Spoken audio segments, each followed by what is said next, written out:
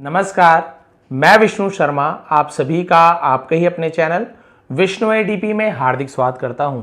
सबसे पहले आप सभी को स्वतंत्रता दिवस की हार्दिक शुभकामनाएं। Happy independence day. जैसे कि आप सभी जानते हैं 15 अगस्त सन 1947 को हमारा देश अंग्रेजों की गुलामी से आज़ाद हुआ था। उससे ही संबंधित देशभक्ति एक कहानी आज आपके सामने मैं लेकर आया हूँ। लेकिन यहाँ पर ये देशभक्ति की जो कहानी है किसी महापुरुष से रिलेटेड नहीं है। आज की जो कहानी है एक छोटे से साधारण से झंडा बेचने वाले बच्चे के ऊपर आधारित है। बहुत ही अच्छी कहानी है।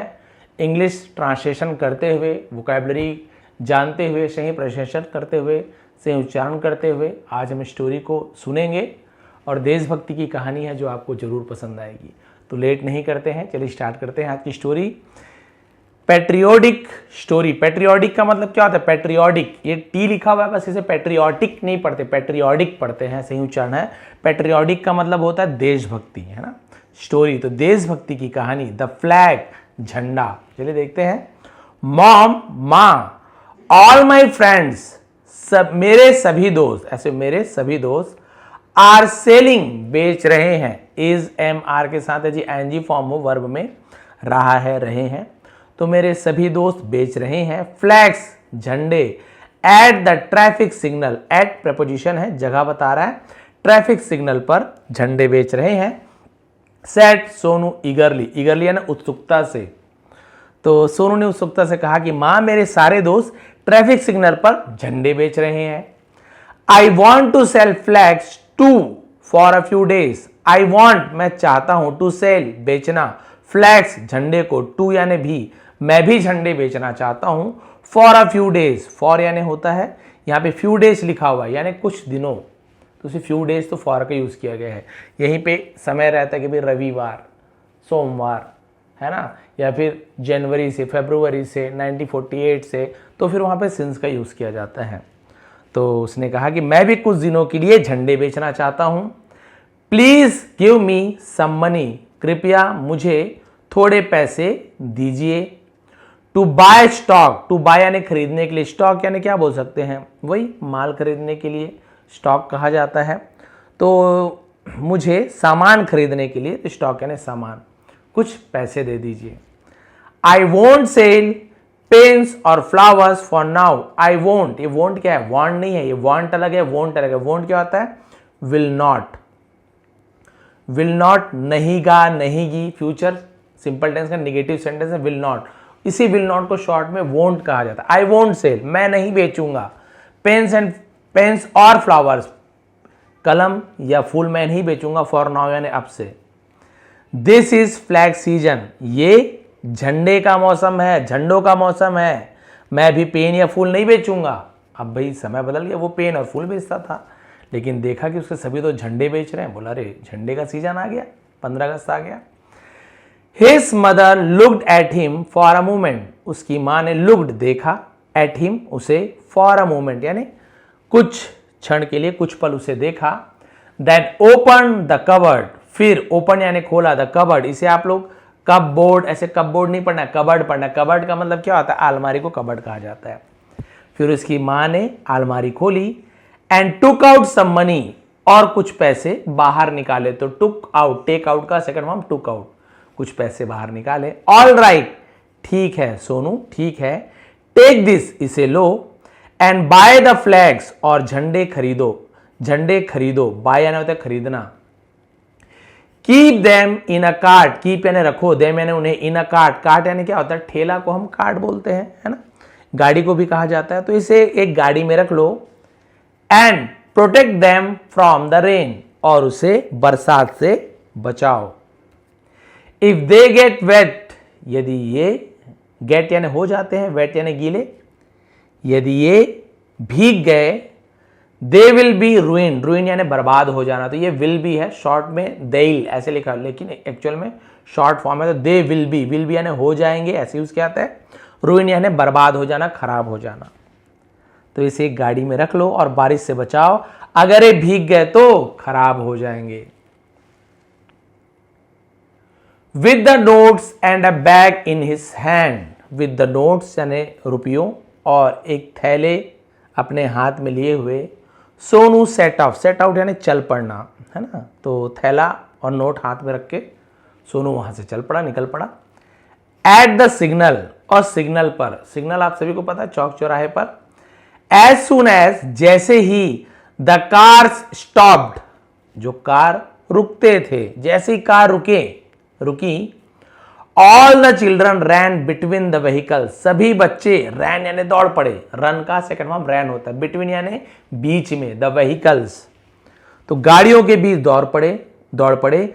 रिस्किंग देयर लाइफ्स, अपने जीवन को, रिस्क यानी क्या होता है, जिसे हम बोलते हैं जोखिम में डालकर, अपने जीवन को जोखिम में डालकर टू सेल देयर गुड्स, अपने सामान बेचने के लिए, अपने जान को जोखिम में डालकर सामान बेचने के लिए गाड़ियों के बीच में बच्चे दौड़ पड़े।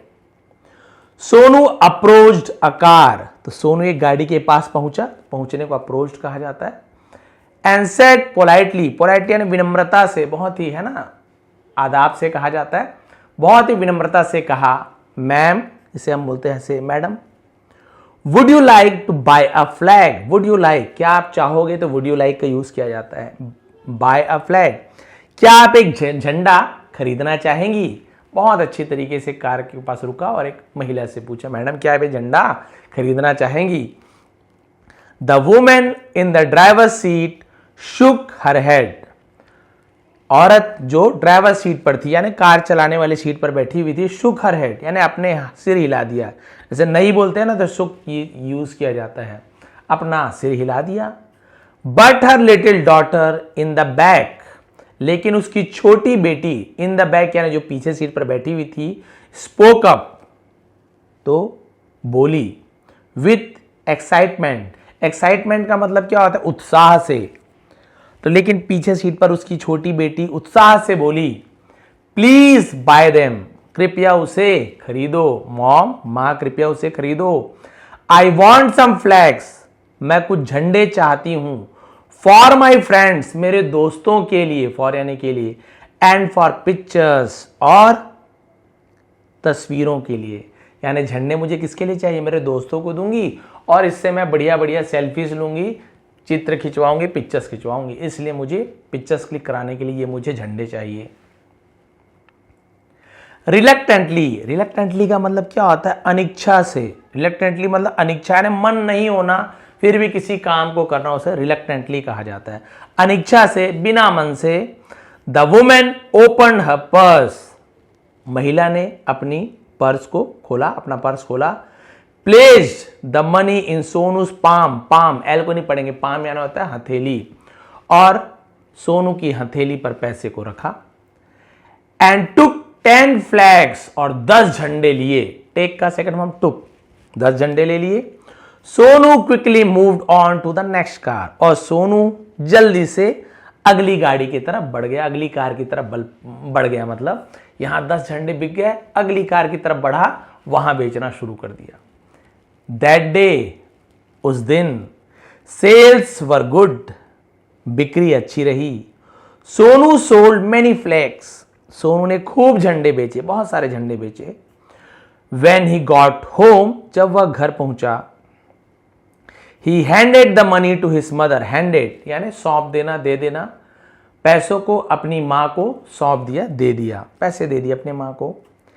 She was so pleased, वो बहुत ज्यादा प्रसन्न थी, प्लीज यानी खुश होना, प्रसन्न होना, तो वह इतनी खुश हुई that कि she cooked rice with dal for dinner, उसने दाल के साथ चावल पकाए, क्या पकाए, खाने में दाल चावल बनाया। अब हमको लग रहा है दाल चावल क्या है सर, रोज बनता है हमारे यहाँ दाल, तो ये भाई हम लोग सामान्य परिवार या फिर अमीर परिवार जो भी बोल सकते हैं, उनके लिए चावल दाल है ना, सामान्य सी बात है, दाल तो बनना ही बनना है, चावल बन रहा तो दाल कैसे नहीं बनेगा।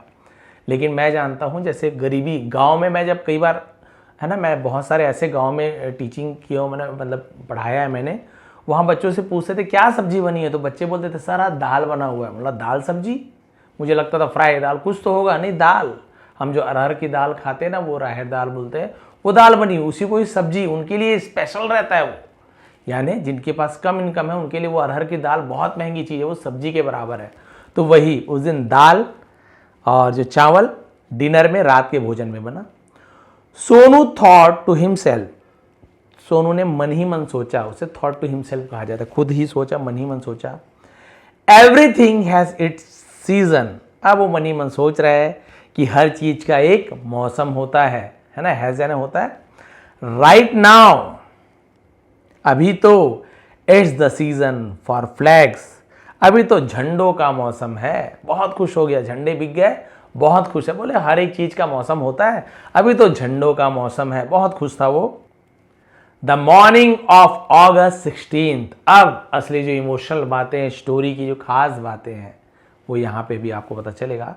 द मॉर्निंग ऑफ August 16, 16 अगस्त की सुबह, 15 अगस्त स्वतंत्रता दिवस सबने मना ली, अब अगले जो 16 अगस्त की सुबह की बात है। इट वॉज रेनिंग, बारिश हो रही थी। Cars splashed water as they sped down the wet roads, cars splashed यानी होता है छींटे मारना, उसे स्प्लैश कहा जाता है, वाटर एज क्योंकि दे स्पेड डाउन, क्योंकि वो क्या कर रही थी, तेजी से चल रही थी, द वेट रोड्स, गीली सड़कों पर, गीली सड़कों पर तेज रफ्तार से चलती गाड़ियों से पानी की छींटे पड़ रही थी। Sonu stood at the same signal, Sonu उसी सिग्नल पर खड़ा था। बट टुडे, लेकिन आज, he had nothing to sell, आज उसके पास बेचने के लिए कुछ भी नहीं था, क्योंकि वो सुबह सुबह की बात थी। अब उसने झंडा तो बेच दिया, अब क्या बेचेगा, पैसों का पेन फूल लाना था, लेकिन झंडे का मौसम था, बढ़िया बेचा, तो दूसरे दिन फिर वो सिग्नल पर पहुंच गया, लेकिन आज तो उसके पास बेचने के लिए कुछ नहीं था। देन ही नोटिस्ड, फिर उसने ध्यान दिया, उसकी नजर पड़ी, something on the road side, कुछ सड़क के किनारे, कुछ पड़ी हुई चीज पर उसकी नजर पड़ी। A heap of garbage, heap यानी होता है ढेर को हीप कहा जाता है, गार्बेज यानी कूड़ा, कूड़े का ढेर है ना, उसकी नजर सड़क किनारे पर पड़ी, कूड़े का ढेर। एंड अमंग इट, और इसके बीच, देखिए बिटवीन यानी भी बीच होता है, अभी आपको बताया था, बिटवीन यानी किसी दो चीजों के बीच में, दो व्यक्तियों के बीच में। अमंग यानी दो से ज्यादा, बहुत सारे चीजों के बीच में अमंग कहा जाता है, और भी बहुत सारे हजारों लाखों में तो अमंग्स कहा जाता है, बिटवीन, अमंग, अमंग्स्ट, अमंग यानी बहुत सारे, ऐसे हो जाएंगे। और इनके बीच, उसके बीच, सेवरल नेशनल फ्लैग, सेवरल यानी होता है कई, कई राष्ट्रीय झंडे, drenched and smeared with dirt, drench and smeared का मतलब क्या होता है, भीगे हुए थे और मिट्टी से सने हुए थे। स्मियर्ड है ना, ड्रेंच एंड स्मियर्ड, मैंने स्मर्ड पढ़ दिया था, स्मियर्ड ये है, स्मियर्ड का मतलब क्या होता है, यानी जैसे बोलते हैं ना लिपटा हुआ होना, सना हुआ होना, उसे स्मियर्ड कहा। तो किससे सना हुआ था, डर्ट यानी मिट्टी को डर्ट कहा जाता है। तो उसके बीच कई राष्ट्रीय झंडे भीगे हुए और मिट्टी से सने हुए थे। सैनिटेशन वर्कर, सैनिटेशन वर्कर का मतलब क्या होता है, एक सफाई कर्मचारी को सैनिटेशन वर्कर कहा। एक सफाई कर्मी was gently moving the wet flags aside with her broom, gently यानी धीरे से, उसे जेंटली कहा जाता है। मूविंग हटा रहा था, वेट फ्लैग्स गीले झंडों को धीरे से हटा रहा था, असाइड यानी एक बगल में, विथ हर ब्रूम, ब्रूम यानी होता है झाड़ू को ब्रूम कहा जाता है। तो एक सफाई कर्मचारी झाड़ू से गीले झंडों को धीरे से हटा रही थी, क्योंकि हर फेस लिखा हुआ इसलिए, हर फेस रिफ्लेक्टिंग साइलेंट पिटी, और उसके चेहरे पर मौन दया छलक रही थी, एकदम दया थी, दया की भावना थी, लेकिन मौन दया की भावना छलक रही थी दया के भावना से, लेकिन वो क्या कर सकती, इतना सारा तो झंडा था। धीरे धीरे धीरे धीरे झाड़ू से उस झंडे को एक साइड कर रही थी। सोनूस हार्ट एक्ड, हार्ट एक क्या होता है, दिल में दर्द होना है ना, वैसे एक बोलते हैं हेडेक हो जाना, एक क्या ना दर्द होता है, हेडेक, जहां पर भी दर्द हो उस बॉडी पार्ट का नाम और एक लगा दो, एक सेकंड फॉर्म है। तो क्या हुआ, सोनू का दिल दुखा। जस्ट येस्टरडे है ना, ठीक कल, these flags were being sold, ये झंडे बेचे जा रहे थे, एंड बॉट विद प्राइड, और गर्व से, शान से खरीदे जा रहे थे। ठीक है, ये झंडे, तो ये आपका वो बनता है ना, आपका पैसिव वॉइस बनता है। तो इस प्रकार से वहाँ पे वॉज, वर और बीइंग का यूज़ किया जाता है, वो आपका थर्ड फॉर्म का यूज़ होता है। तो उसने उसमें कहा, उसने मन ही मन देखा कि बस ये कल ही की तो बात है, इन झंडों को, जो झंडे को शान से बेचे और खरीदे जा रहे थे, टुडे, आज, दे ले डिस्कार्डेड अंडर पीपल्स फीट, और आज ये लोगों के पैरों के तले पड़े हुए हैं। ही रैन ओवर, वह दौड़ कर गया, पिक देम अप केयरफुली, और सावधानी से उन्हें उठाया, and began wiping them. Wiping यानी क्या होता है? वाइप यानी ऐसे मतलब पोंछा लगाना, वाइप जैसे वाइपर होता है कार का, तो वाइपिंग देम यानी पोंछना। और विथ हिज शर्ट, अपनी कमीज से उसे पोंछने लगा। हिज फेस हेल्ड अ फेंट स्माइल। फेंट यानी क्या होता है? हल्की सी मुस्कान थी उसके चेहरे पर। बट हिज आईज वर मॉइस्ड, लेकिन उसकी आंखें नम थी। मॉइस्चर, मॉइस्ड। परहैप्स, शायद, फ्रॉम द रेन, शायद बारिश से। परहैप्स फ्रॉम इमोशन, शायद भावनाओं से। उसकी आंखें क्यों नम थी आप सभी समझ सकते हैं। लेखक क्या बोल रहे हैं? शायद बारिश से उसकी आंखें नम थी, या फिर शायद भावनाओं से उसकी आंखें नम थी। ही कैरिड द फ्लैग्स होम, वह झंडे घर ले गया। हिज मदर लुक पजल्ड, उसकी मां हैरान थी। Where did you get all this from, उन्होंने पूछा ये सब तुम्हें कहां से मिला, कहां से प्राप्त हुआ? गेट यानी प्राप्त होना। सी आस्क्ड, उसने पूछा, मां ने, ये सब तुम्हें कहां से मिला? दे वर थ्रोन अवे मॉम, मां, इन्हें फेंक दिया गया था। सोनू रिप्लाइड सॉफ्टली, सोनू ने धीरे से जवाब दिया, मां, इन्हें फेंक दिया गया था। These are the pride of our country, ये हमारे देश की शान है।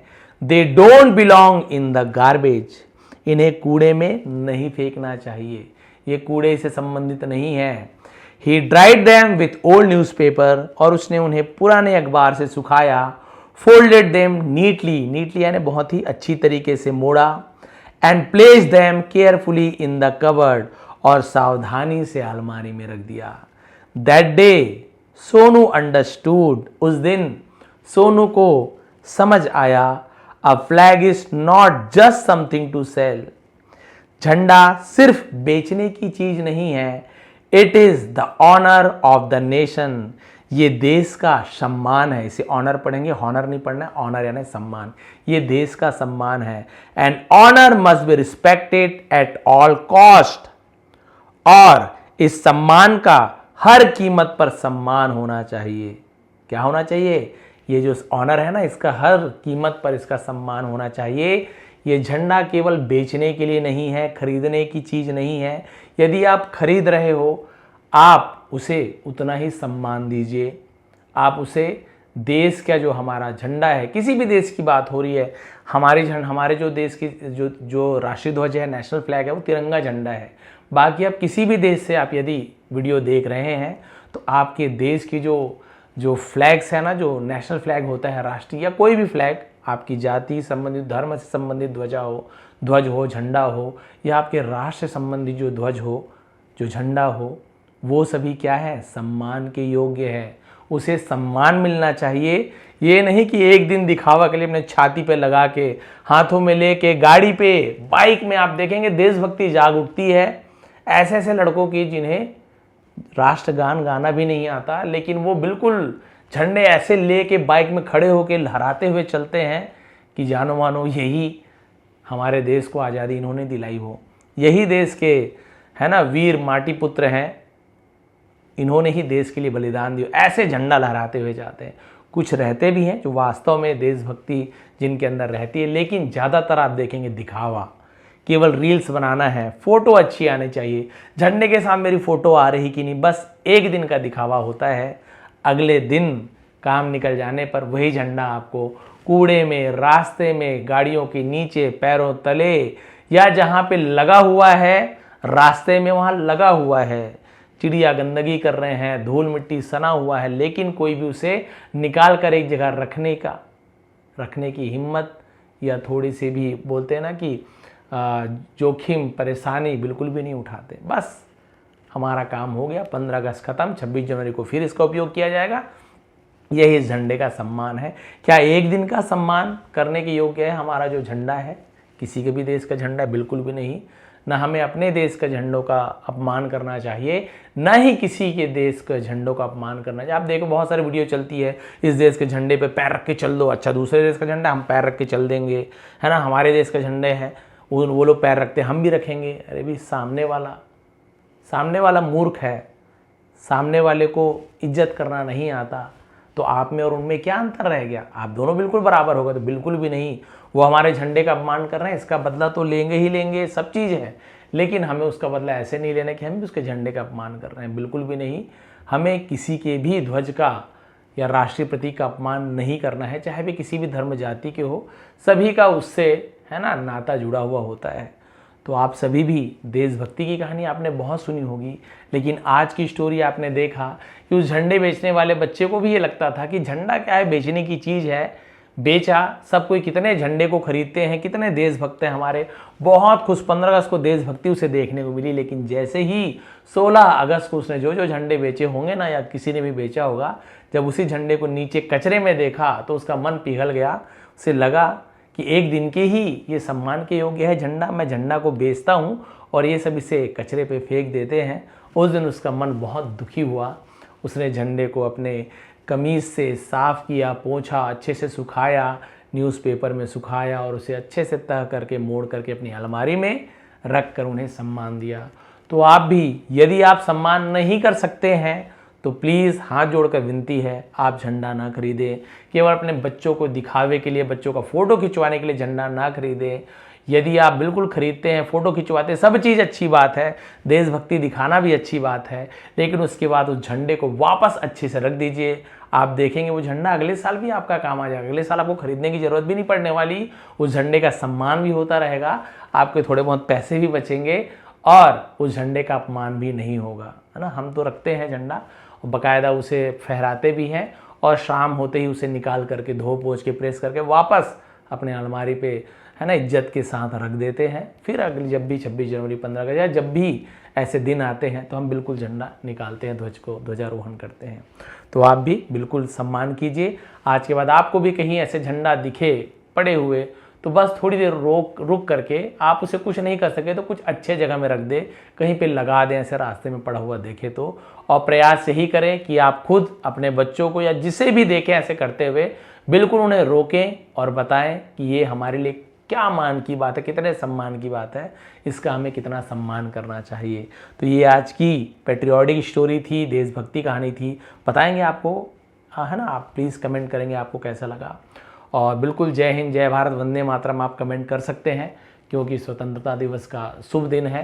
तो आप लोगों को एक बार फिर हार्दिक शुभकामनाएं। इसका PDF आपको चाहिए होगा तो नीचे डिस्क्रिप्शन में लिंक है टेलीग्राम का, उसमें जाइए, इसका PDF आपको मिल जाएगा। ऐसे के रूप में भी स्टोरी को लिख सकते हैं। चाहे आप यदि 15 अगस्त का भाषण देने जा रहे हैं तो वही भाषण हर कोई देता है, वही तो आप ऐसी कुछ कहानी सुनाइए कि कुछ अलग हटके लगे, कुछ अलग भावना जागृत हो। आप सभी का बहुत बहुत धन्यवाद। आपका दिन शुभ रहे। भारत माता की जय।